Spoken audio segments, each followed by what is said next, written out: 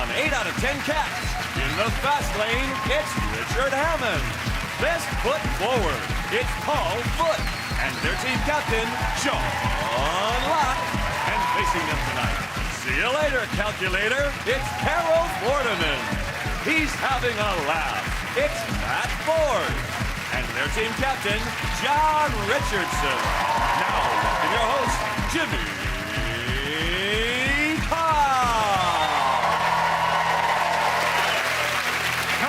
And welcome to 8 out of 10 Cats, a show about opinion polls, surveys and statistics. Did you know, for example, 43% of men flirt with people behind their partners' backs? I have to confess, I sometimes flirt with people without telling my girlfriend, but it doesn't mean anything. It's just a bit of harmless banter in the steam room of a gay sauna. It's nothing.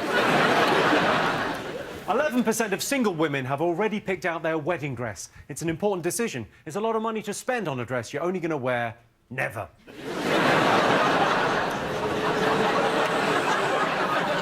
And video game controllers have 5 times the amount of germs found on a toilet seat. It's their own fault for giving them that vibrate function. Right, let's get started.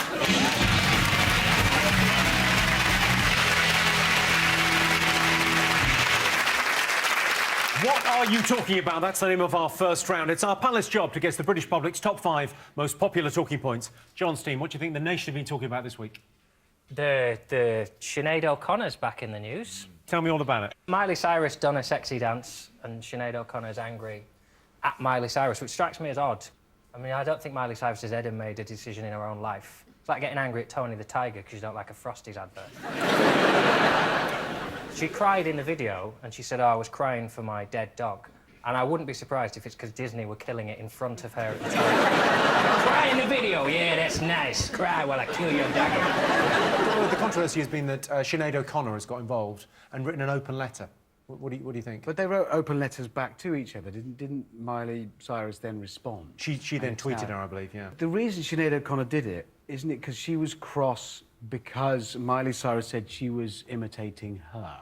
I think she said that the tear in the video was a homage to her Nothing Compares to You video. She was Hannah Montana, wasn't she? She was Hannah Montana. I think that's really the thing that's caused the controversy, because she used to be this incredibly clean-cut Disney star, and now she's making videos like Wrecking Ball. Should we have a look at the video? We should have a little look.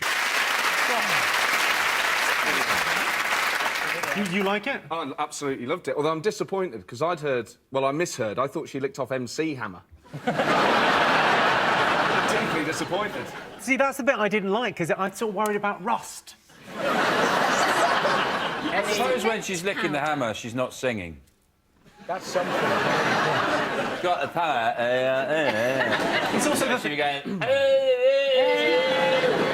I was hoping it'd be a freezing cold day and her tongue got stuck to it. I mean, I don't know, I might be getting old, but when I saw that video, I thought, I hope that's not a pub they're knocking down.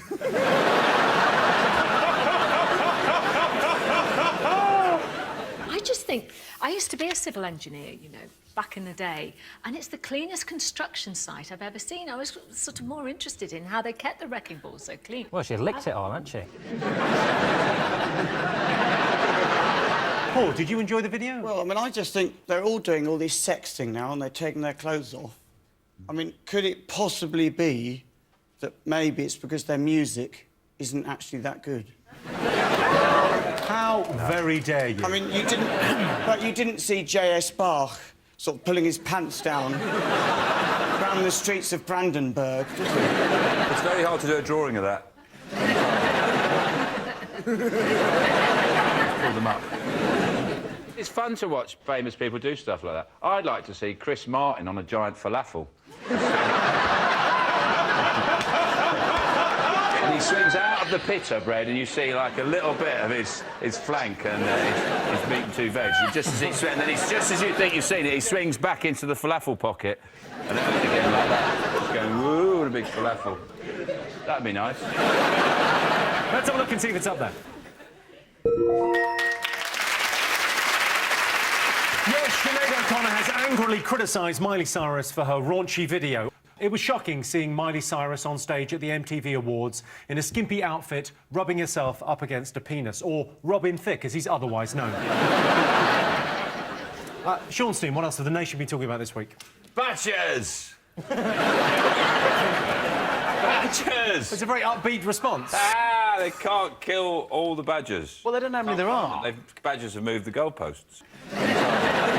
This is actually a quote from a government minister when Environment Secretary Owen Paterson was asked if he'd moved the goalposts, because they're now saying they need to kill more badgers. He said the badgers have moved the goalposts. They do, and that's why they must die. That's the kind of thing they do.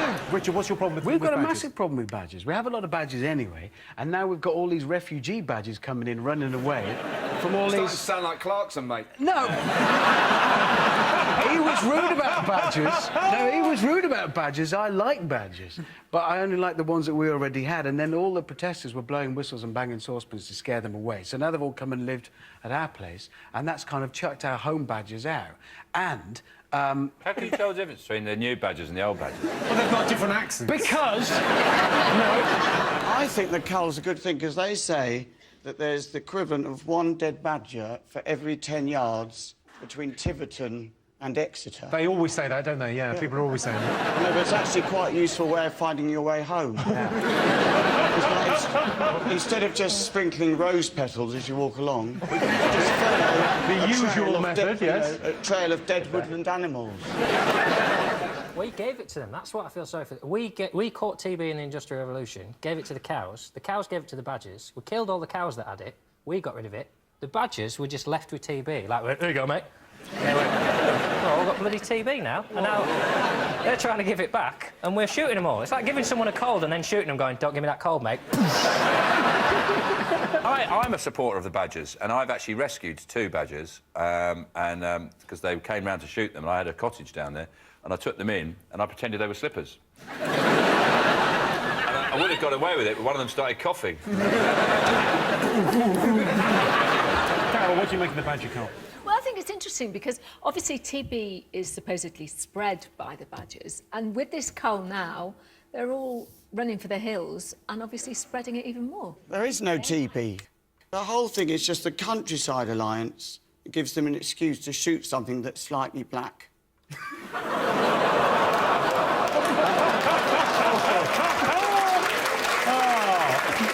Why?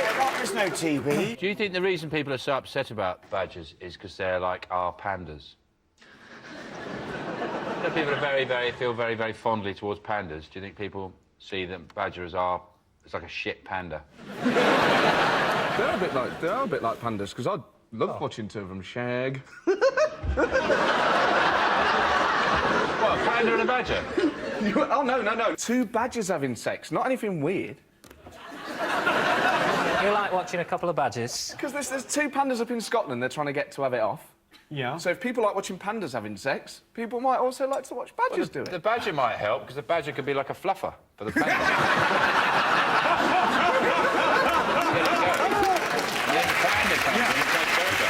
Sure. Panda just goes out of the way, sunshine. I'll finish this job. Let's have a look and see if the badger cull is up there. Yes, the badger cull's been extended as they say they haven't killed enough animals. The aim of the cull was to stop the spread of bovine TB and to distract Brian May from making any more music. John Steen, what do you think the nation have been talking about this week? Sex box? Oh. Matt, you seem genuinely excited. Sex box, tell me all about it. They have sex in a box. The cameras aren't in the box, so you can't see. And consenting couples go in there, and they have sex, and then they come out, and then there's a panel of experts, and then they just sit there, and they get asked about what happened in there, and they say, yeah, we did it. Hang on. I want to know more about this, because I haven't actually seen this. It's like a porno version of The Cube. Right. They should do it in the cube, then at least you'll be able to see what they're getting up to. Yeah.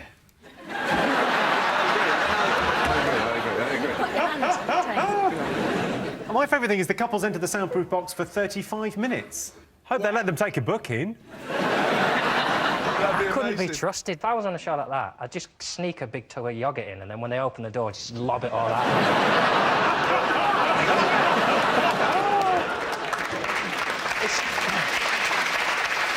I thought the panellists were disappointing. I'd like someone like Alan Hansen on there, but he didn't do it. And Len Goodman. Len Goodman and Alan Hansen just going, 7! Alan Hansen going, that was woeful. But isn't it a bit like a student house, where two people go into a room and then everyone sits around and talks about it? John, What did they get into? John, Matt, you live together in a house. One of you must have you brought a lived in lady a house home. There must have been together. when you There two must came out of the have been. bedroom.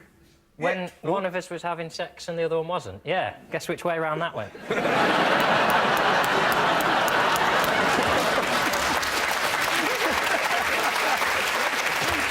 Did you ever walk out into the living room and have a little chat about it afterwards? Yeah, he would come down and tell me. He'd come down and I'd go, so what did you do in there? And he said, I gave the badger some nuts. Did you see this, Richard? No, I'm aware of it. I'd be tempted to go in and just try and rock the box until it fell over on its side. Just go crazy in there. But actually, I've just... from side to side. Object, That's a very Top Gear take on the... impressive. Let's try and push that over. Or you could see how fast we could drive a sex box to Plymouth. There's a reason people don't talk about sex, because not very nice. You don't... One girl said something like, you know, I sometimes joke about it with my mates, but, you know, I don't really talk about it with my mum. Well, of course you don't. You don't get to Sunday dinner and go, I had a cracking shag this week. You can't listen to them talk, though. When you know they've had sex, you cannot... Even if the conversation is mature, you cannot have a conversation with someone knowing they've just had sex. Because you're just waiting for them to go, well, we started off with a bit of...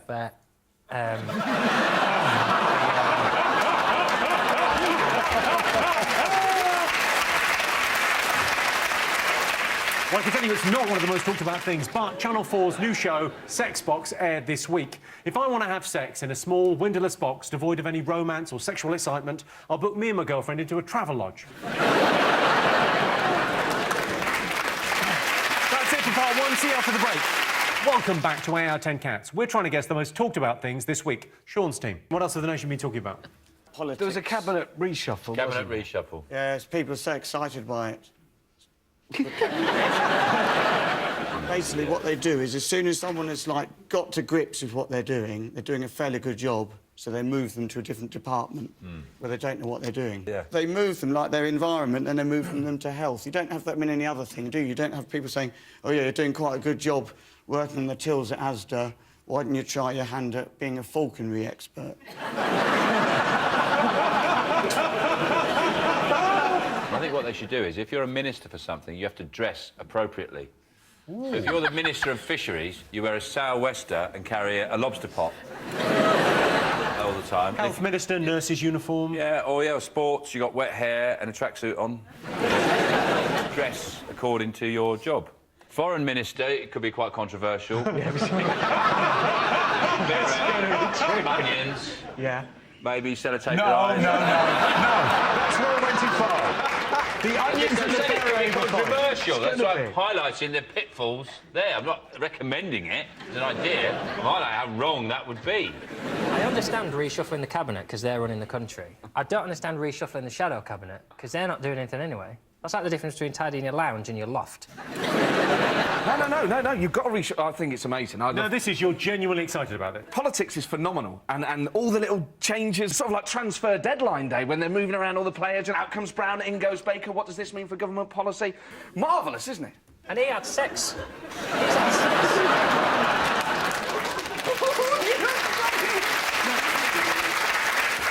Matt, you used to work for the Labour Party, Yeah. right?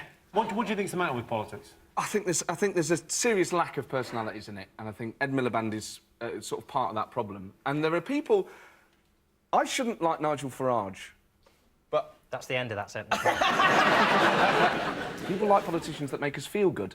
And Farage, even though I disagree with most of what he says, he's got that sort of, like, braying golf club... You know, the sort of guy who'd turn up at a golf course and go, Roger, you bastard! I want to hang around with that guy. Well, talking of UKIP and characters, have a look at Godfrey Bloom, formerly of UKIP. Now, Mr. Bloom, what do you make of the front cover of this, the conference brochure with no black faces on it?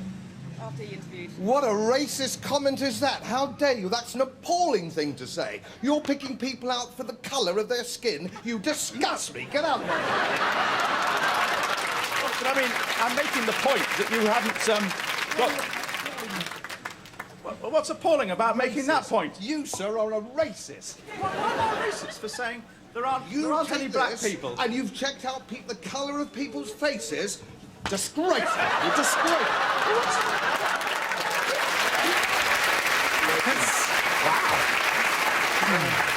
The thing is, there are other personalities. To be fair, in this reshuffle, some personalities did come in, and there's a guy called Norman Baker, who's a Liberal Democrat MP, who's now a Home Office minister, and he wrote a book a few years ago about the death of Dr. David Kelly, because he believes that the Iraqis did it and the British security services covered it up. This guy's a conspiracy theorist, and he's now in the government. Which I think, that's brilliant. That's going to make Parliament more exciting. He's going to be there going, and we will continue to invest in our security services because they killed Diana, the Queen's a lizard! Sorry, what did you just say? The Queen's a lizard? Yeah. That's why they call her Liz.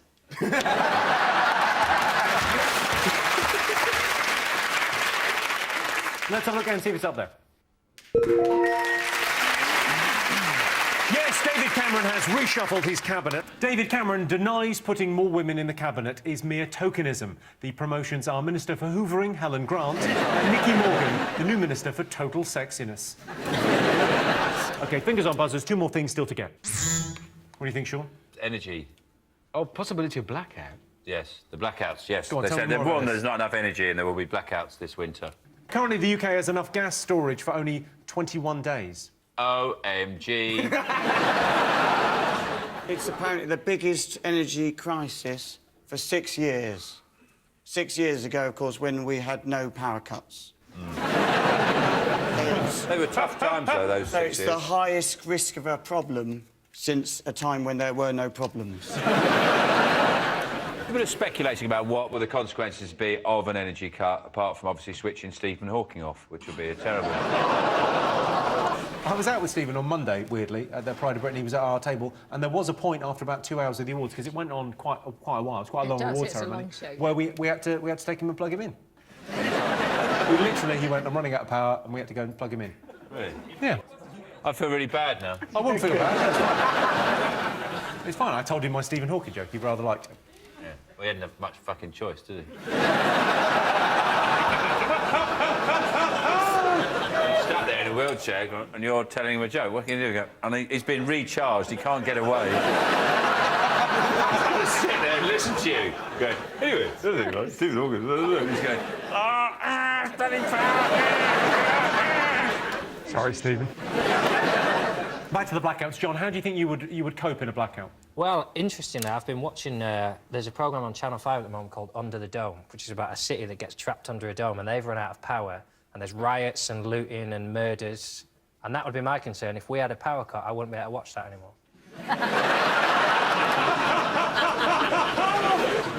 Are you worried about the blackout, Richard? No, I'm not worried about the blackout, but I have noticed they are advising us to put together survival kits, emergency kits. What's in your survival kit? I don't know, I haven't built it yet, but I'm going to spend all weekend doing it at the end of this week, because I love survival kits. That's my favourite thing. I think I'm the only one old enough to remember all the blackouts and power cuts in the 70s. Also, when they introduced electricity, that must have been a thrill. So what was it like? So in the 70s, of course, we had... So in the 70s, you had... Well, we had paraffin lamps and you had boxes of candles. No, I remember that. The thing is, these days would be much better because candles are more varied, much better scents. In the 70s, it was just white candles, whereas now you've got cinnamon candles, various oils. Everyone would be much more chilled out. I think everyone would immediately have a bath, wouldn't they? Well, you can't, because the water won't be hot. Oh, damn it. Well, if there's no hot water, you just boil the kettle, don't you? Yeah. You can't, because of the power cut. We just watch some telly until it comes back on. You can't, you can't watch the telly. Put a DVD on. OK, so... here's a fun fact. In 2008, a 2-day power cut in Holland led to a 44% increase in the birth rate. Now, that's because you like to keep warm, you see. You go to bed and keep warm. That's because she can't get away. It's dark, isn't it?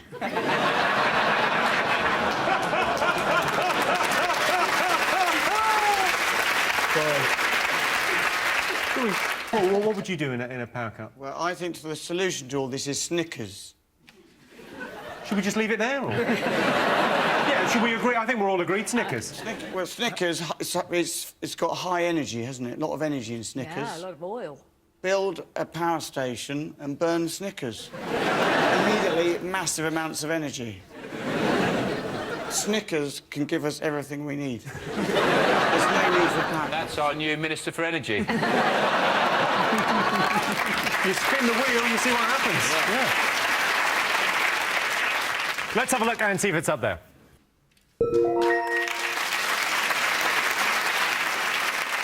OK, fingers up, buzzers. One more thing to go.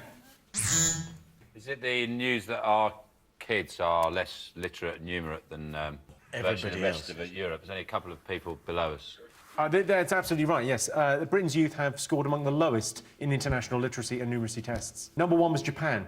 I think what it is actually the invigilators are much stricter these days. And in Japan, they're just like, yeah, it's sort of right, that's fine. It just shows in this country we're very strict. We like to do things properly. What, they actually expect them to give correct answers and things like that? Yeah, whereas in Japan, they're just like, yeah, whatever you want. They're known for that, the Japanese, for being like all casual about stuff. They got about 650 different words for like the Eskimos got 1,000 words for snow. The Japanese have got hundreds of words for. Crazy, easygoing, happy-go-lucky, freewheeling. Drifters, that's what they are, really. We should probably crack on from talking about the Japanese. Well, I think it's good for everyone to have an insight into their culture. So why the standard slipping? What's going on?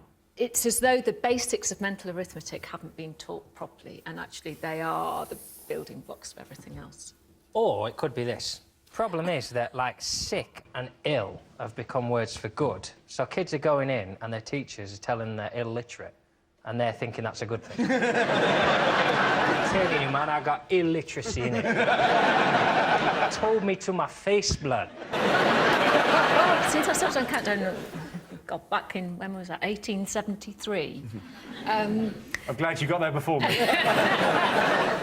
Everyone says, you know, oh, Carol, because you're quite good at mental arithmetic, people think you're a maths genius, whereas him over there, he's better at maths than me. Paul, you studied maths? I studied maths at university, yes. So you did maths at Oxford? Yes. Do you think you're better at maths than Carol? Well, yes, obviously. Okay,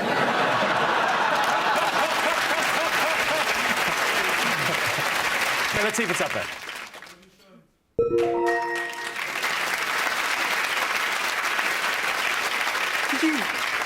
Did you hear that there? Just as I said, let's see if it's up there, someone just shouted, "I love you, Sean." That's how lovely. I don't know how Sean feels about you. I think with the best will in the world, I think he thinks you should see other people. Yeah. No, I'm quite Japanese about the whole thing.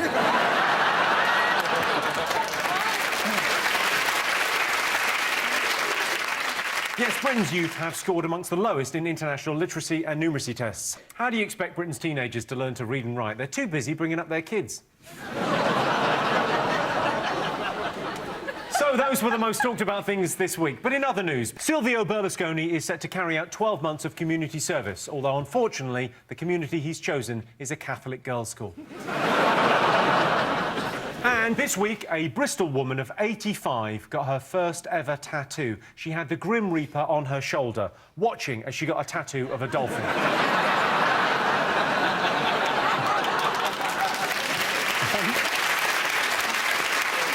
So at the end of that round, Sean, Paul and Richard have 4 points, John, Carol and Matt have 1 point. That's it for part 2. See you after the break. 3 out of 10 cats. Our next round is pick of the polls. Sean, Paul, Richard, pick a question. Well, I think we'll have Richard. OK. Here's your question. Most people find driving a stressful experience. True or false? False. It's not stressful. I'm usually drunk anyway. Is that why you crashed that car? Is that why you pissed? That was on purpose. Why did that crash? What happened? Tyre blew. Tyre went bang at 320 Really? mile an hour. And Why would that happen? Why would a tyre go up? it was bad luck. It wasn't a plot to kill you. I hadn't thought of it like that until now. No, it was a tyre blew, but it happens to... Well, I'd just like to say thank you for all the jokes we got out of it. That's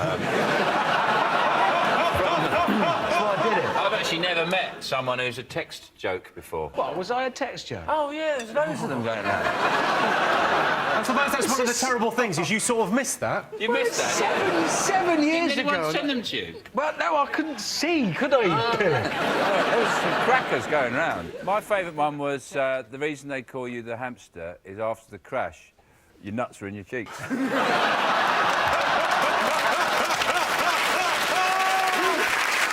That's not bad, you know.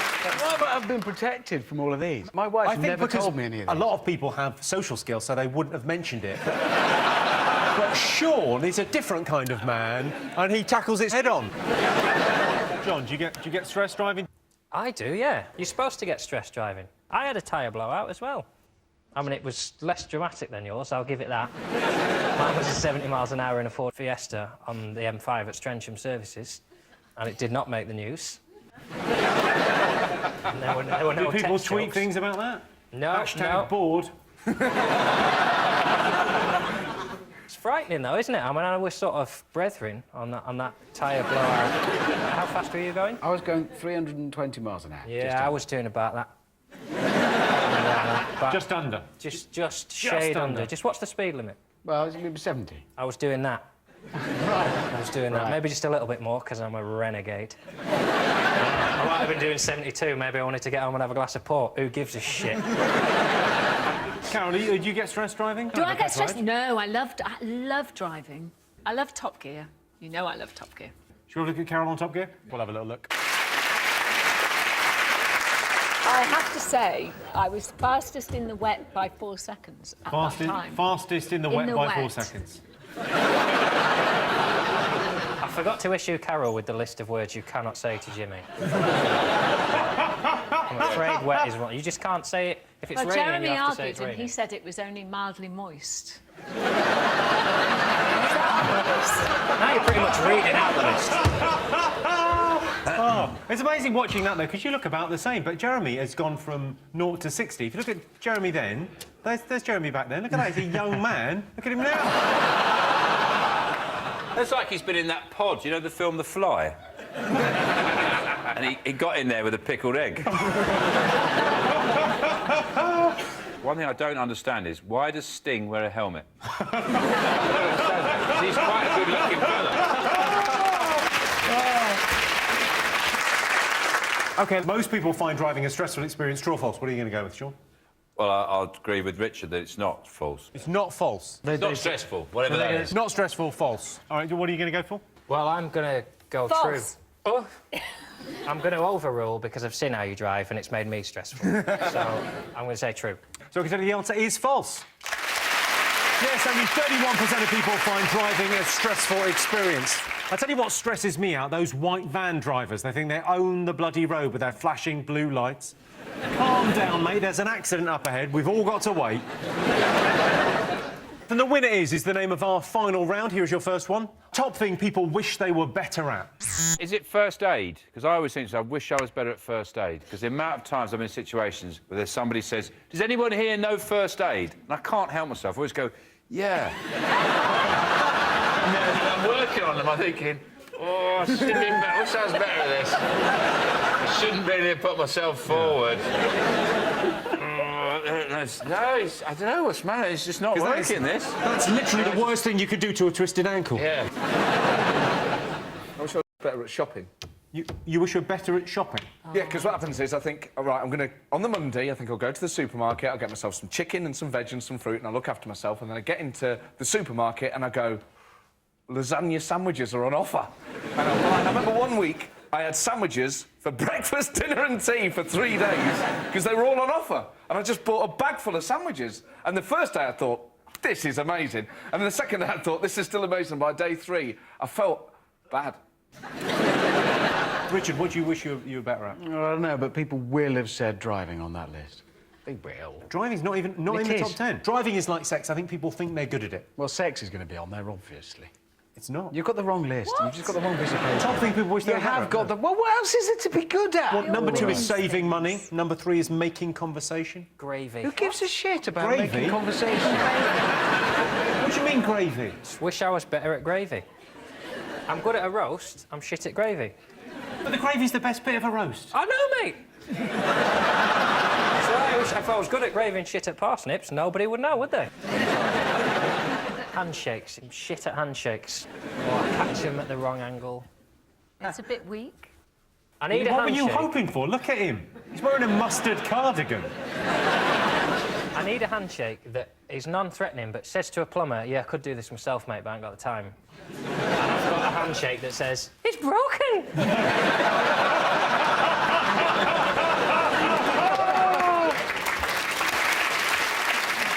Okay, it would help you if you went travelling, if you went to another country? Foreign languages. That is the right answer. John got it. Yes, the top thing people wish they were better at is speaking foreign languages. We had a really great French teacher at my school, but in the end I failed the oral. Apparently I didn't cup les balls properly.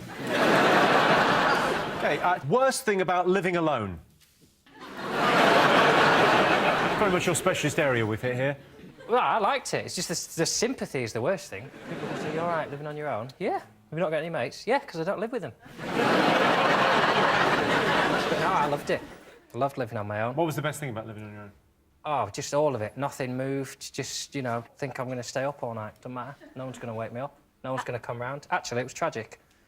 I've just remembered what it was like, and now you ask the question, it's the constant crushing loneliness, the fear it's never going to end and you're going to die on your own. Do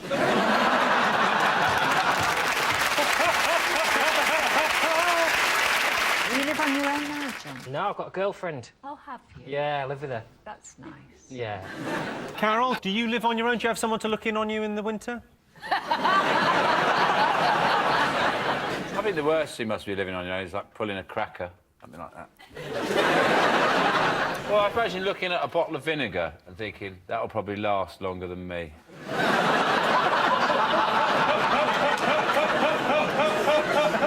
Or if you have a thing of Marmite and you don't even like Marmite. Just the Marmite and you hate it every day you get out and think, I hate Marmite, I'm not going to eat that. If you've got two people, you'd say, one person says, oh, I love Marmite. Oh, don't talk to me about your Marmite. You and your Marmite, you can eat that on your own. If you're on your own, it's just you with the Marmite. Yeah. Just saying, oh, God, I've got the Marmite, don't like it. There's no one to argue with. Yeah, yeah. In the end, you acquire a taste for it. Mm. That's why I like Marmite now.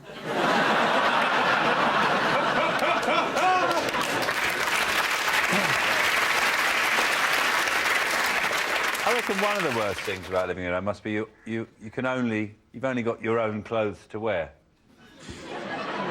There's not another like bank of clothes to dip into.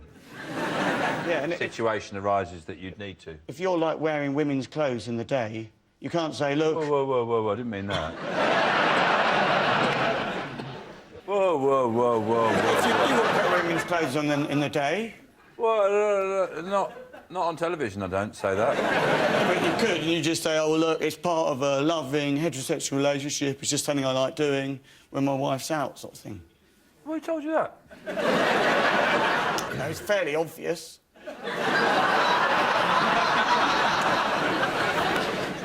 So, worst thing about living on your own? Is it, the worst thing about living on your own is nobody to talk to? It's the right answer.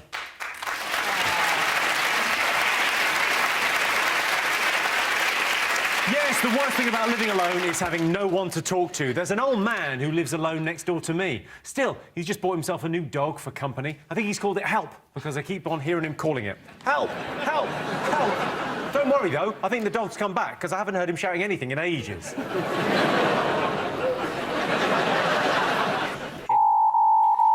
Well, that sound tells me it's the end of the round and the end of the show, which means the final scores are Sean, Paul and Richard are tonight's winners with 6 points.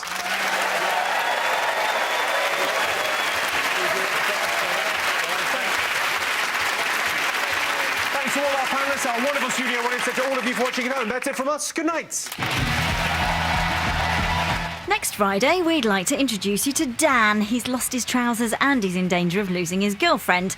Lurching from one disaster to another, Greg Davies stars in our new comedy, Man Down, at 9:30. Chitter-chatter and lots of laughs next tonight.